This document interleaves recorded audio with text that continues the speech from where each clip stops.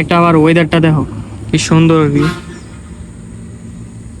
এই জায়গাটা বিকালে আর অনেক সুন্দর লাগে।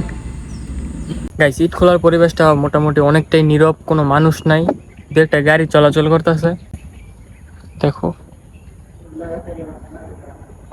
ভাই, সকালে ঘুম থেকে না উঠলে ভাই এত সুন্দর দৃশ্য বা এত সুন্দর মুহূর্ত, এত ঠান্ডা একটা সময় কখনো উপভোগ করা যেত না।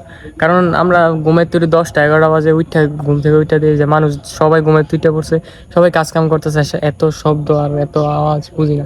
আর এখন আমি এদিকে পাখির আওয়াজ শুনতেছি, এমনিতে অনেকদিন ধরে পাখির আওয়াজ শোনা হয় না, কারণ ঘুমের তুই উঠি ভাই 10টা বাজে 9টা বাজে, উঠে স্কুলে যাই বা প্রাইভেটে যাই, যেটা একটা করি।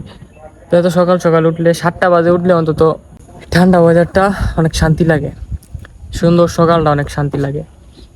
আচ্ছা আসলে আমি হেদিকে যাই, হেদিকে দেখো কি সুন্দর লাগতেছে বাতাসটাও ভাই, অনেক শান্তি লাগতেছে। দেখো কি সুন্দর বাতাস, তারপরে আবার এই হালকা হালকা রোদ, অনেক মজা লাগতেছে। আয়ো হেদিকে যাই, হেদিকে যাই দেখেই।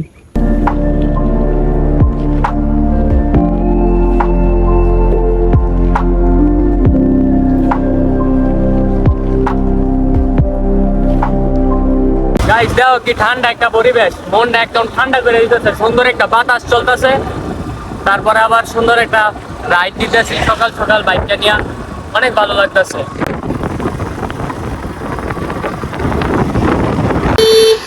এই রাস্তার মধ্যে এত বড় বড় গাড়ি চলাচল করে ভাই, মাঝে মাঝে ভয় করে, সাইড দিয়ে দাঁড়াইতে হয়, এখন সময় জানি লাগায় মাইরা লয়ে জায়গা।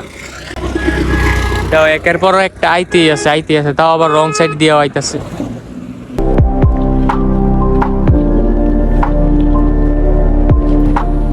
ঘুম থেকে না উঠলে ভাই এই পরিবেশ কখনো দেখতে পারবা না।